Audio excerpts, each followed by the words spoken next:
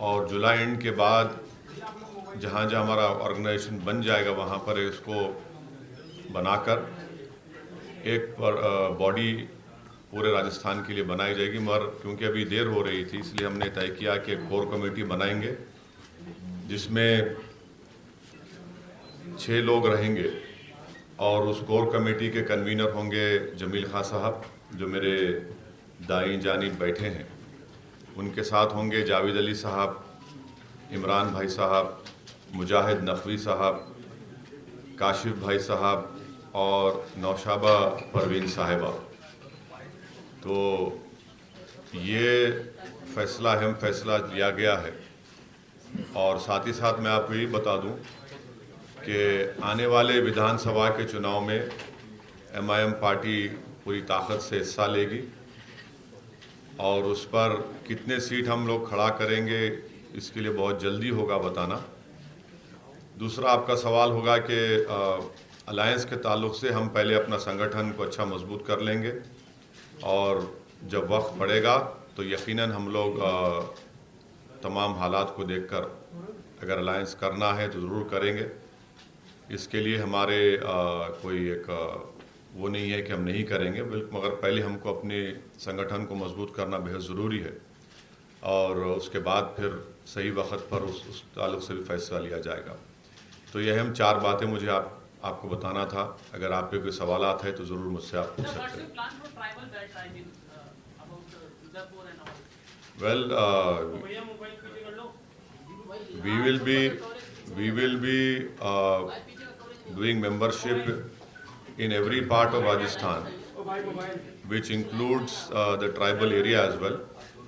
And we'll do our membership. We'll be forming our organization over there. That is for sure. We'll have. Well, see, now we have started our political journey, so we'll have to first strengthen our party by forming our organizations at various levels. And this question can be answered later on. Owaisi साहब, अभी आपने alliance की संभावनाओं की बात की, राजस्थान की बात करें तो यहाँ कोई तीसरी पार्टी नहीं है, तो ऐसे में ये माना जाए कि कांग्रेस या बीजेपी से ही आपका अलायंस?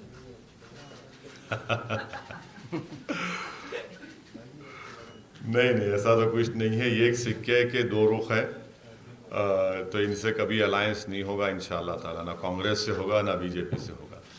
ओवैसी साहब, 70 साल हो गए आपकी तकरीबन पार्टी को बने, मगर हैदराबाद के अलावा जहां आपका सांसद है वहां भी आपका एक मुख्यमंत्री के रूप में AIMIM का अभी तक कुछ भी नहीं हुआ है।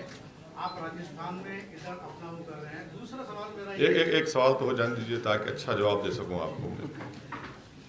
देखिए, लड़ाई जो है मुख्यमंत्री की नहीं है, लड़ाई 8 PM 9 CM की तो नहीं है। लड़ाई ये है कि आपको अपनी लीडरशिप बनाने का है, आपको अपनी आवाज़ उठाने का है। आप ये बताइए कि मैं आपको एक मिसाल देता हूँ।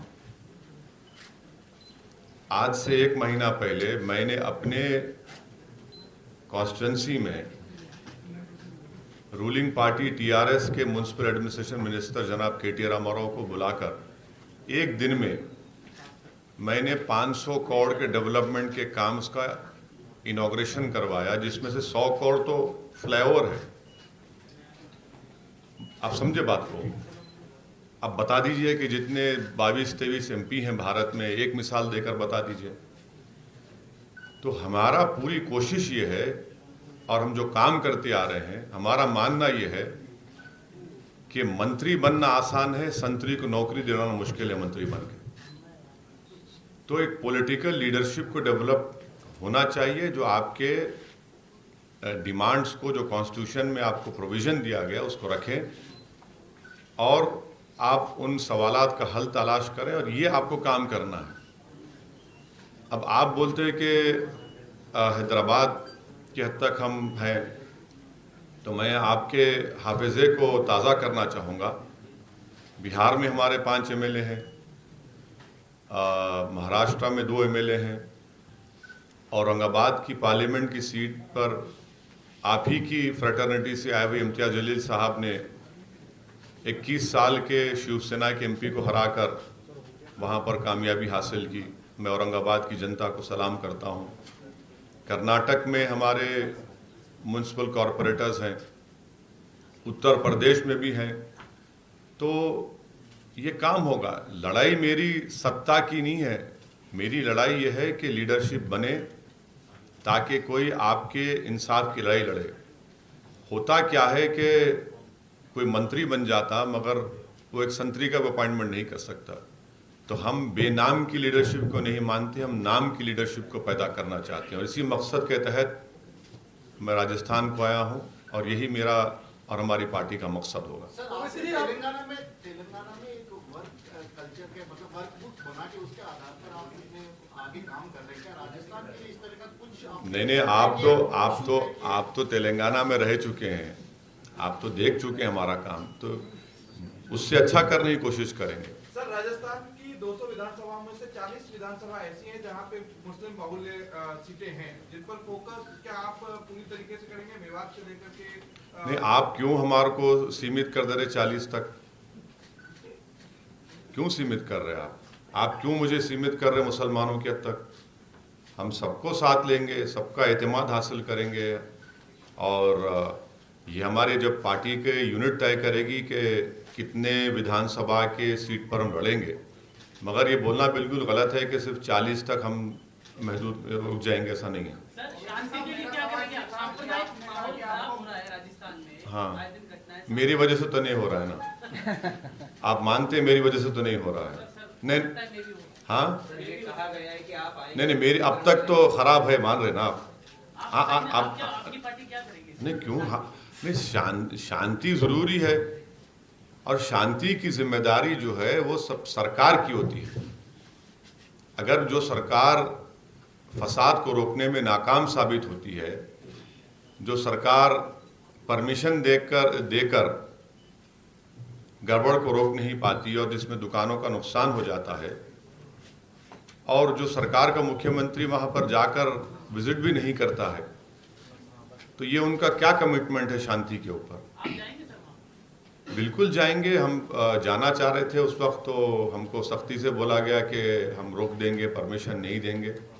मगर हमने अपने तरफ से वहाँ पर जो विक्टिम्स का लॉस हुआ उनको हमने फाइनेंशियली मदद की है। वो लिस्ट अभी मेरे पास नहीं है, इंशाल्लाह एक दिन में मैं ट्विटर पे डाल दूंगा नाम पूरे। ओवैसी जी, कांग्रेस का ये कहना है कि आप बीजेपी को फायदा पहुंचाने के लिए 2023 में अभी लॉन्चिंग पार्टी की कर रहे हैं। हाँ, इसीलिए आप मोदी की बी टीम की तरह काम कर रही है, मैडम जी का आरोप है। हाँ, मैं इंतजार कर रहा था, मजेदार सवाल। इसीलिए सचिन पायलट मुझे पूछकर दिल्ली को गड़बड़ करने गए थे। इसीलिए हार्दिक पटेल जो हमारे एक दोस्त हैं जिनके सर पे बाल नहीं है, वो मुझे और हार्दिक पटेल को बिठाकर मुझे टोंक की कलाकंद खिलाए, हार्दिक को गुलाब जामुन खिलाए। अब कांग्रेस पार्टी ऐसे काम करेगी तो फिर यकीनन वो तो सत्ता से हाथ धोएगी ना। अभी जो हालात है राजस्थान में कांग्रेस पार्टी को आप बेहतर जानते हैं। अब इस तरह का इल्ज़ाम लगा रहे हैं तो मैं भी पूछ सकता हूं कि भाई आपको कोई राजस्थान से नहीं मिला जिसको आप राज्यसभा में एमपी बना सकते थे? 25 लोकसभा की सीटें, 10 राज्यसभा की सीटें हैं। हर समाज का रिप्रेजेंटेशन उसमें मुसलमान समाज का क्यों नहीं है भाई? मेरा भी सवाल है। तो ये इल्ज़ाम लगाना ये इनकी फ्रस्ट्रेशन की पहली निशानी है, और दूसरा ये है कि वो देख रहे हैं कि राजस्थान में इनकी ज़मीन सिसक रही है और उसके जिम्मेदार वो खुद रहेंगे।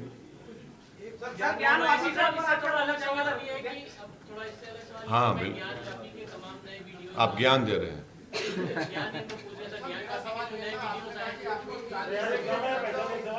एक के बाद फिर पूछ, आप आएंगे? आप हम जाएं? कहीं नहीं जाएंगे। नहीं, देखिए, ये जो वीडियोस मीडिया में चलाए जा रहे हैं वो बहुत बड़ी गलती कर रहे हैं, क्योंकि सुप्रीम कोर्ट में तो जजेस ने कहा कि मीडिया को नहीं चलाना चाहिए। अब ये सेलेक्टिव लीव कौन दे रहा है? ये तो सुप्रीम कोर्ट के जजेस ने कहा इस बात को। आप लीक कर लो, कुछ भी कर लो, 91 का एक्ट है। 91 के एक्ट के तहत 15 अगस्त 1947 को मस्जिद थी, मस्जिद है और रहेगी। और सबसे अहम सवाल ये कि कांग्रेस पार्टी जो मुझ पर इल्ज़ाम लगाती है, गूंगी क्यों बनी हुई है? भाई आप ही की सरकार ने तो कानून बनाया था ना। अगर आप 91 का जो एक्ट का जो पार्लियामेंट के डिबेट्स देखेंगे, लोकसभा के, राज्यसभा के, उसमें मैं फिर से दोहराऊं, इस बात को मीडिया में कहा था, उसमें उमा भारती ने चीख मार कर कहा था ज्ञानवापी का क्या होगा। उसके बाद वो मोशन बीजेपी हार गई। तो इंटेंट ऑफ द पार्लियामेंट में ये बात शामिल है ना। तो 91 का एक्ट है, आप कुछ नहीं कर सकते उसके ऊपर। लेकिन सर नए वीडियो आने के बाद में कोई वीडियो नहीं, वीडियो चाहे देखिए, वीडियो कुछ भी होगा। 15 अगस्त 1947 को हमने कानून बना दिया। पहले तो मैं उन वीडियोस को नहीं मानता हूं, क्योंकि हो सकता है कि वो वीडियोस कंप्लीटली झूठ हों, एडिट करे हुए हों। क्या कोर्ट ने उसको दिया? क्या कोर्ट ने कहा कि पब्लिक डोमेन में? और अगर वीडियो सच भी हैं तब भी एक्ट रहेगा, कानून रहेगा। लेकिन सर वापस से और सुनिए, एक्ट ही रहेगा, उसमें कुछ होने वाला नहीं है। मैं आपकी इत्तला के लिए बता रहा हूं, आप लोग एक जजमेंट पढ़ लीजिए। ये एक जजमेंट आया 1942 का, इलाहाबाद हाई कोर्ट का जजमेंट है 1942 का। वो सेटल कर चुका है इस चीज को। अब ये वीडियोस आ रहे हैं तो कौन लीक कर रहा है? सुप्रीम कोर्ट के 3 जजेस ने नहीं कहा था कि media should not carry leaked videos? अब आपकी जिम्मेदारी है, आपकी फ्रेटर्निटी की जिम्मेदारी है कि सुप्रीम कोर्ट के फैसले के आप लोग उसके पाबंद रहिए। एक के बाद आराम से। मौलाना मदनी कहते हैं कि आप एक्स्ट्रा हैं, इसलिए हाँ। मौलाना मदनी कहते हैं कि आप एक्स्ट्रा हैं, इसलिए इस लड़ाई को सड़कों पे लाना चाहते हैं, जबकि उनका स्टैंड क्लियर है। नहीं, मौलाना महमूद भाई ने क्या कहा? कि आप एक्स्ट्रा हैं, आप इस बात को मुझे कहा, सड़कों के ऊपर लाना, मेरा नाम लेकर कहा, स्पीच के लिए वो मेरा नाम लेकर कहा। आप क्यों लड़ाना चाह रहे मुझे मेरे मौलाना महमूद मदनी साहब से? अरे ऐसा मत करिए ना। वो उनकी एक जमीयत उलमा, एक जिम्मेदार तंजीम है। मैं मौलाना महमूद मदनी साहब को आपके ज़रिए से मुबारकबाद देता हूँ, वो उसके सदर बने हैं। वो उनको पूरा इख्तियार है अपनी तंजीम का फैसला लेने का। ओवैसी साहब, गंगा जमनी तहजीब को जो यहाँ पर नुकसान पहुँचाया जा रहा है देश के अंदर, उसके बारे में क्या कहना चाहेंगे आप? उसके माने क्या होते हैं? हिंदू मुसलमान को लड़ाया जा रहा है आपस में। भाई साहब देखिए, आपने देखा होगा कि एक जैन साहब को मध्य प्रदेश में सिर्फ इस शक की बुनियाद पर जान से हाथ धोना पड़ा कि वो मुसलमान है, और बीजेपी के एक्स कॉर्पोरेटर के हस्बैंड ने उनको तमाचा मार कर उनकी जान ले ली। ये कौन सी गंगा जमनी तहजीब है बताइए? आप एक शक की बुनियाद पर एक जैन तबके से ताल्लुक रखने वाले आदमी को मारते हैं, पीटते हैं। सबसे ज्यादा यह है कि रूल ऑफ लॉ को नुकसान पहुंच रहा है इससे। कानून की बालादस्ती जो कहते हैं उर्दू में, उसको नुकसान पहुंच रहा है इस तरह की हरकतों से। सर कश्मीर में जिस तरीके से कत्लेआम हो रहा है, आज भी एक कुलगांव में टीचर की हत्या हुई है। कहाँ पे हुई? कश्मीर। अच्छा, सरकार किसकी है भाई? सरकार किसकी है? माने सरकार लेफ्टिनेंट गवर्नर क्यों अपॉइंट करता है? मोदी जी ने अपॉइंट किया। और पार्लियामेंट के डिबेट में जब 370 को हटाया जा रहा था तो पुकार कर पूरे देश में कह रहे थे कि आज से आतंकवाद खत्म हो गया। नहीं हुआ ना, आप झूठे साबित हुए। अगर हत्या हो रही है, टेररिस्ट आ रहे हैं, तो ये आपकी नाकामी का सबूत है। ये हम कंडेम करते हैं उन हत्याओं को, चाहे वो कश्मीरी पंडित का हो जो गवर्नमेंट सर्वेंट था उसका हुआ। इसीलिए हम कह रहे थे कि कश्मीरी पंडित को आपने एक इलेक्टोरल इशू बनाया, आपने उनके सही मानों में उनकी खिदमत नहीं की। आप तो सिर्फ सियासी रोटी सेकना चाहते थे उनको। इसी वजह से वहां पर वो कश्मीरी पंडित की हत्या के बाद कश्मीरी पंडित ने प्रोटेस्ट किया पूरा। तो इस सरकार की नाकामी हम खंडन करते हैं, कंडेम करते हैं किसी किस्म का वायलेंस जो भी होगा, मगर जिम्मेदारी तो मोदी सरकार की है कि वो नाकाम साबित हो रही है वहां पर। जी, अरे आप पूछ लीजिए। मेरा सवाल ये था, अभी आपने कहा कि आपको 40 सीटों तक और मुस्लिमों तक न सीमित किया जाए, लेकिन आपकी पार्टी में मुस्लिम शब्द जुड़ा हुआ है, फिर इन लोगों को कैसे जोड़ेंगे आप? तो खुद फोकस। हाँ, तो अच्छा सवाल किया आपने।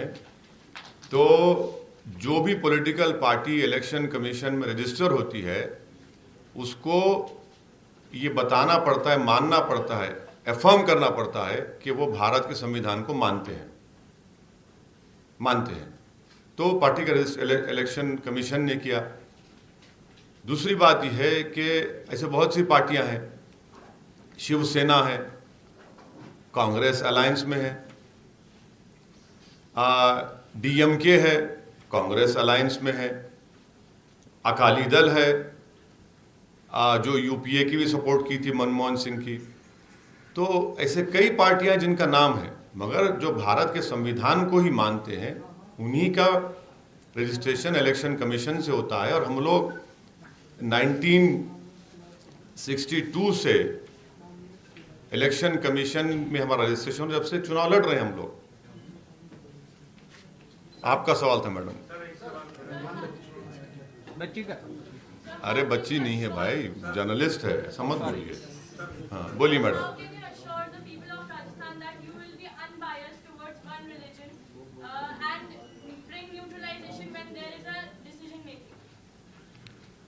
Well, madam, I can use flowery language and give you great assurances. And let me finish my answer. But the proof of the pudding would be that I should walk the talk. And we'll do that. You know, I can sit here and say, I can make many claims. But what I do, what our party will do, will speak more than my so-called assurance over here. But we'll definitely, take everyone along. And as far as bias is concerned, nothing to do with biasness. We will completely work hard, take everyone along. Sir, एक सवाल है कि जो अभी core committee बनी है तो party कब लॉन्च होगी? नहीं, मैं तो आपसे शुरुआत में ही मैंने अपने इब्तदाई कलमात में मैंने कहा था कि जुलाई के लास्ट हफ्ते में अब से लेकर जुलाई तक ये तमाम लोग, कोर कमेटी के लोग राजस्थान के मुख्तलिफ मुकामात को विज़िट करेंगे, मेंबरशिप कराएंगे, बॉडीज़ बनाएंगे और इंशाल्लाह जुलाई 3rd वीक तक हम लोग एक स्ट्रक्चर पूरा पेश कर देंगे। मतलब ये जो 6 रुकनी कमेटी बनाई गई जिसका कन्वीनर जनाब जमील खान साहब हैं, वो इस पर पूरा काम करेंगे। पेपर आउट होना राजस्थान में एक आम बात है, क्या मंदिर मस्जिद के अलावा बेरोजगारों के मुद्दे भी होंगे इस पर राजस्थान में? क्यों नहीं होंगे, होना चाहिए, बिल्कुल होना चाहिए। यही तो असल मुद्दे हैं, ये तो गवर्नेंस की नाकामी को साबित करता है। बिल्कुल होना चाहिए। मंगलोर की मलाला मस्जिद की बात हो, कहाँ की? मंगलोर, हाँ कर्नाटक में मंगलोर की जी मलाली मस्जिद की बात हो, चाहे जुमा मस्जिद की वहाँ पे बात की जाए या अजमेर दरगाह की, अब तो नया नाम भी आ गया ज्ञान कापी के बाद। आपने पहले भी बोला कि अब की बार नहीं लेने देंगे बाबरी की तरह, जिस तरह से हुआ था। नहीं, बिल्कुल सवाल ही पता नहीं होता। आपको लग रहा है सही तरीके से पक्ष पेश नहीं किया? नहीं, देखिए क्या पक्ष पेश करने का है। हमने कानून बनाया 91 का, बर्खास्त, उससे आगे 2 बात नहीं होनी चाहिए।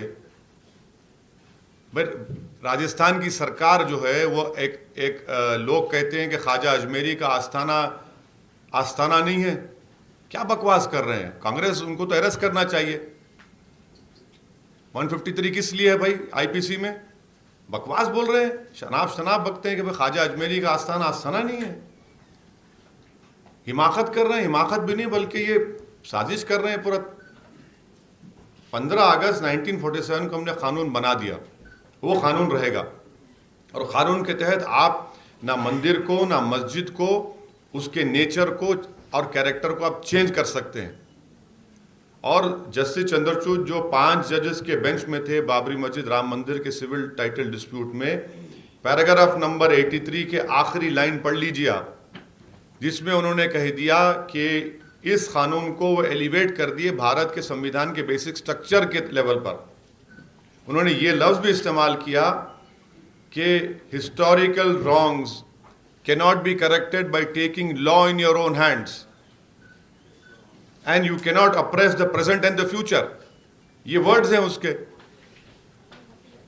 तो ये सब आप क्यों उठा रहे हैं? कानून है ना, कानून है। अब कानून को रखकर आप इस तरह के बकवास कर रहे हैं, इस तरह से लोगों को उकसा रहे हैं। 1991 एक्ट को सुप्रीम कोर्ट में चैलेंज किया जा चुका है। हाँ, इसको फाइनल कैसे मानना है? इसलिए मानता हूं क्योंकि सुप्रीम कोर्ट ने खुद कहा कि it is part of the basic structure of the constitution. जब सुप्रीम कोर्ट ने खुद कह दिया कि it is part of it is basic structure, supreme court ने मान लिया उसको। आप डालिए, कोर्ट को जा सकते हैं, कोई रोक नहीं सकता। किसी के पास टाइम नहीं, बहुत ज्यादा होगा तो कुछ आएगा, कोर्ट को जाइए। मगर supreme court has elevated the 1991 act to the level of basic structure of the constitution.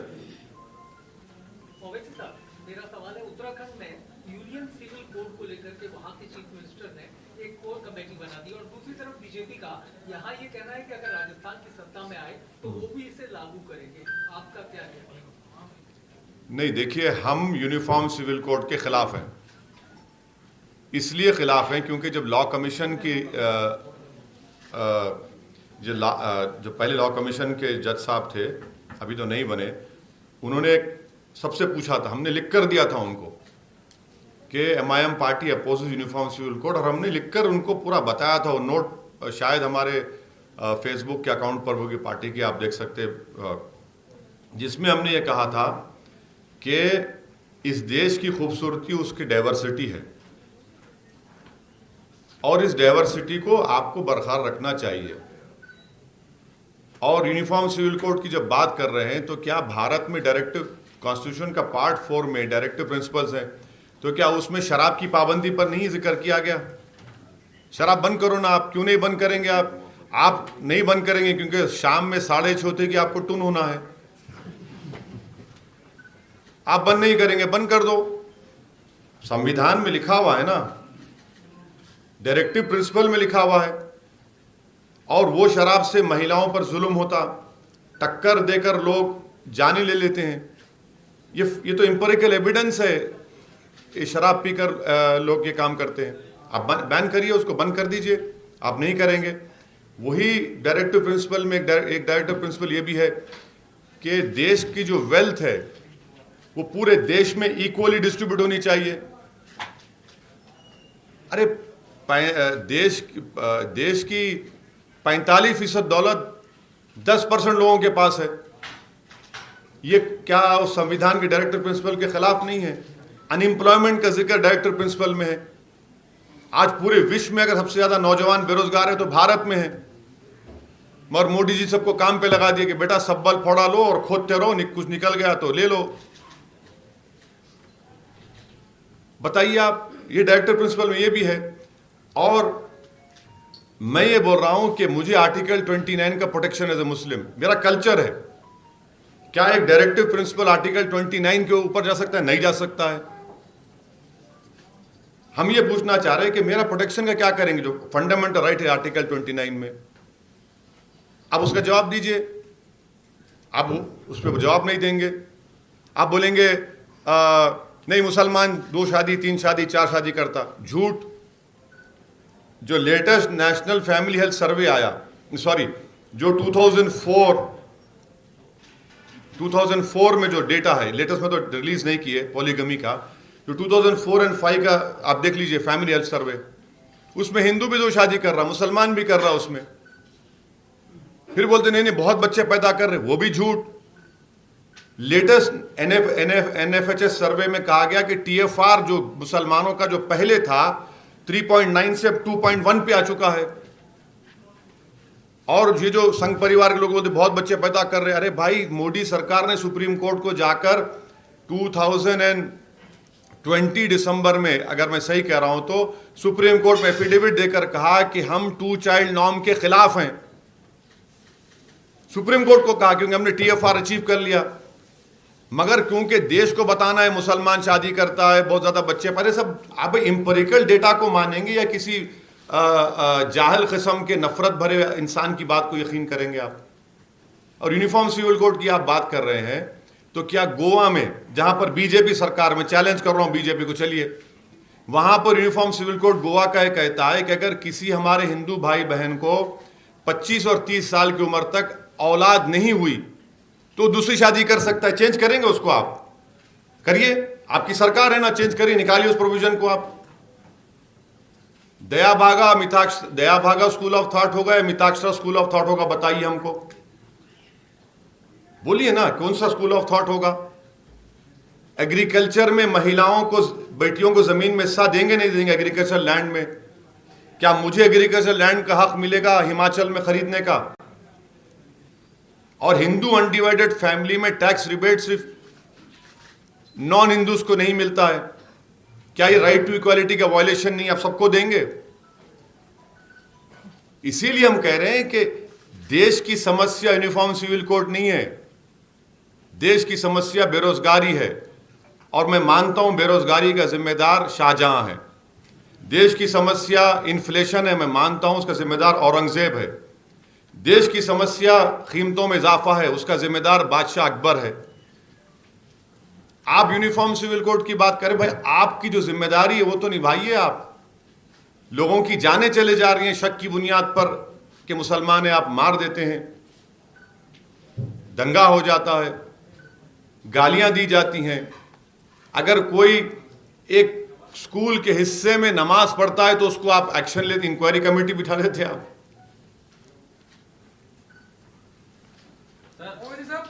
शिक्षा मंत्री वासुदेव देवनानी ने कहा है कि असम में मदरसे बंद हो सकते हैं तो राजस्थान में क्यों नहीं, इसको लेकर क्या कहेंगे? अब वो पढ़े लिखे नहीं है तो मैं क्या कर सकता हूं? उनके ज्ञान में इजाफा कर सकता हूं।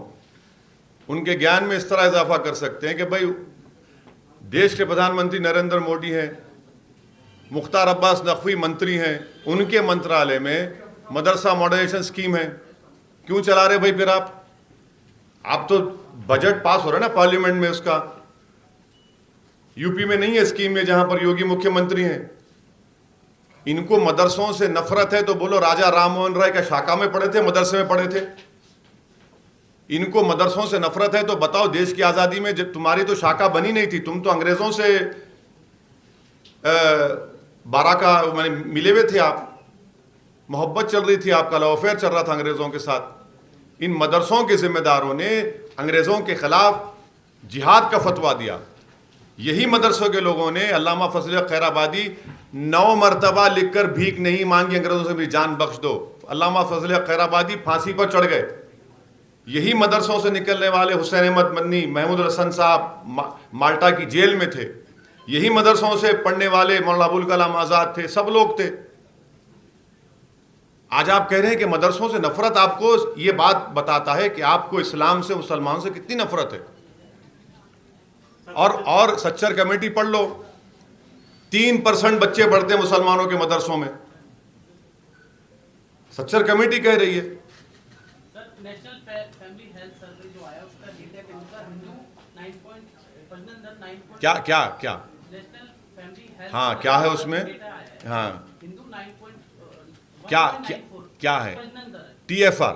हाँ, मुसलमान का कितना है? मुसलमान का है सर इसमें 2.36। उससे पहले कितना था? अरे भाई मैं थम्स अप नहीं हूं, मेरी बात सुन लो आप। हाँ, मैं कान में फूल लगा के नहीं आता हूं। उससे पहले कितना था मुसलमान का TFR? बोलो। नहीं बोलो। हाँ, अब कितना है? नहीं अरे ठहरो, अभी कितना है? हाँ, गिरा नहीं गिरा? अरे देखो मेरे भाई, TFR अगर 3 से 2.3 आ रहा है तो मामूली बात है। अरे गिरा नहीं गिरा? गिरा ना तो गिरेगा। और देखिए जितने पॉपुलेशन के एक्सपर्ट्स हैं, 2030 तक पॉपुलेशन सबका स्टेबलाइज हो जाएगा। अगर आपकी बात सच है तो मोदी सरकार क्यों बोल रही है सुप्रीम कोर्ट को, क्यों एफिडेविट दिया कि हम 2 चाइल्ड नॉर्म नहीं बनाएंगे कानून? अरे आप बड़ी ना, मैं नहीं कह रहा हूं, आपका ही डेटा है ना, ये आपका ही डेटा है। बीजेपी दावा कर रही है कि आपसे मुसलमानों से 1.5 गुनी, मतलब 1.5 गुनी है हिंदुओं से मुसलमानों क्या जो प्रजनन दर है। मेरे भाई, अगर फर्ज करिए मुसलमानों का पॉपुलेशन का ग्रोथ रेट यही रहा तो 200 साल लग जाएंगे, 200 इयर्स नहीं रहेगा, गिरते रहेगा। वो गिर रहा है ना भाई, 3% से इस पे आ गया। उनको देखिए पढ़ते नहीं है ना, सिर्फ नफरत आंख दिमाग में भरी गई है। बस मुसलमान ये कर रहा है, माने हिजाब खतरा देश के लिए, दाढ़ी खतरा, टोपी खतरा, मस्जिद खतरा, अज़ां खतरा, मुसलमानों का वजूद खतरा। हाँ बोले जा रहे हैं। अरे भाई जो डेटा है पढ़ा करो। तो ये इनकी पॉलिटिक्स है इनकी। ये सर एक सवाल है, आप जब पिछली बार जयपुर आए नहीं सर, इनसे नहीं पूछे मुझसे। एक राजस्थान बिहार में अगर अरे आप अच्छा नुमाइंदगी की अगर बात की जाए, आपने अभी बात शुरू की थी जब कहा था कि हम नुमाइंदगी बढ़ाएंगे। 9 MLA है राजस्थान में, 2 मिनिस्टर हैं, आप कहां तक ले जाना चाहते हैं? आपके आने के बाद कितना परसेंटेज है, घटेगी? कितना परसेंट पॉपुलेशन है मुसलमानों का? अच्छा, आप कितने MLA हैं? अभी 9 है। हाँ, कितना परसेंट होगा? 9 4 हो गया ना, बढ़ना चाहिए ना। अरे कैसे ले जाएंगे? अरे कैसे, वो आजम है, हौसला है, लेके जाएंगे, करेंगे काम।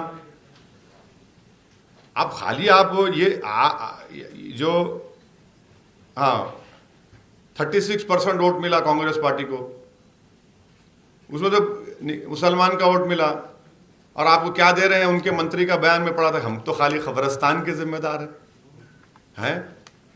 ये क्या बात है ना? यही तो बात है ना। तो नाम की लीडरशिप पैदा होनी चाहिए। इसीलिए मैं वो क्वेश्चन आपका था कि सत्ता में क्या मिल रहा है फिर आपको? बेचारा वो एक मंत्री तो लेटर लिख दिया मुख्यमंत्री को, मेरा तो सुनती नहीं है कोई बात। हाँ एक और सवाल था मेरा। नहीं अभी उनका बोले। सर मैं नौशहरा से दिल्ली से, बिहार में कटिहार जिले में एक महनूर नाम की लड़की के साथ उसके घर वाले कह रहे हैं बलात्कार, उसके बाद हत्या हो गया। आपके विधायक भी वहाँ खामोश है 5 नहीं गलत बात ना गलत बात है। आदिल हमारे यूथ के लीडर हैं, वो हमारे जिम्मेदार वहाँ पर गए, उस पीड़ित परिवार से मुलाकात किए और पूरी जांच का मुतालबा किए, उसका कंडेम भी किया। ऐसी बात नहीं है। ना मैं टच में हूँ। वो गए हैं, उनकी उस बच्ची के वालदा से, मदर से मुलाकात हुई। एक सवाल है मेरा कि पिछली बार जब आप आए थे तो एक वीडियो वायरल हुआ था, आप कोरोना क्षेत्र में कहीं गए थे और उसमें पाकिस्तान जिंदाबाद के नारे लगे थे। उसमें पुलिस ने एक मामला भी दर्ज किया था। अच्छा, तो सच क्या था? मतलब आप आज आए गए आप लोग की क्या वहाँ गए थे आप और वहाँ इस तरह का अनुवाद? हाँ, मैं गया था वहाँ पर। मैं मुसलमान हूँ तो तरावी की नमाज पढ़ना मुझे ज़रूरी है। मैं तरावी की नमाज पढ़ने गया, नौजवान निकले, अपनी मोहब्बत का इजहार किए और नारा लगा रहे थे भारत जिंदाबाद। अब हमारा नाम का भी नारा लगा दिए। उसके बाद वो वीडियो निकला तो पुलिस ने खुद कह दिया, आप क्यों सवाल मुझसे क्यों पूछ रहे हैं आप? वीडियो में तो बोलते दिख रहे हैं। देखिए, मैं तो नहीं अडवाणी की तरह जिना की खबर पे नहीं गया ना। मैं जब पाकिस्तान गया था मणिशंकर अय्यर साहब और यशवंत सिन्हा के साहब के साथ, एक पैनल डिस्कशन है, देख लीजिए यूट्यूब पर दस्तियाब है। मैं और मणिशंकर अय्यर साहब और आपके कीर्ति आज़ाद साहब थे, आप देख लीजिए। हमने क्या कहा था उनको भारत के बारे में, भारत और भारत के मुसलमानों के बारे में। मगर बार बार आप हमको जिन्ना, अरे हम तो मैंने सोचना तो दूर की बात, हमारे ख्याल में भी नहीं आता। ये इनके दिमाग में कैसे आता है? दिन रात ये लोग वजीफा पढ़ते हैं जिन्ना और पाकिस्तान का। एक मेरा सवाल, नहीं वो नहीं पूछे। हाँ, राजस्थान में पिछले 1 साल से एक्टिव हैं, तो आपने कुछ प्रमुख इश्यूज भी पहचाने होंगे, जिनमें टीआरसी भी प्रमुख। हम आपसे वादा कर रहे हैं कि नवंबर, टीआरसीबी को नेशनल प्रोजेक्ट बनाने के लिए सुनिए नवंबर एंड या दिसंबर फर्स्ट वीक में हम एक स्टडी करवा रहे हैं पूरे स्कॉलर्स के साथ। वो स्टडी की रिपोर्ट आपसे शेयर कर देंगे।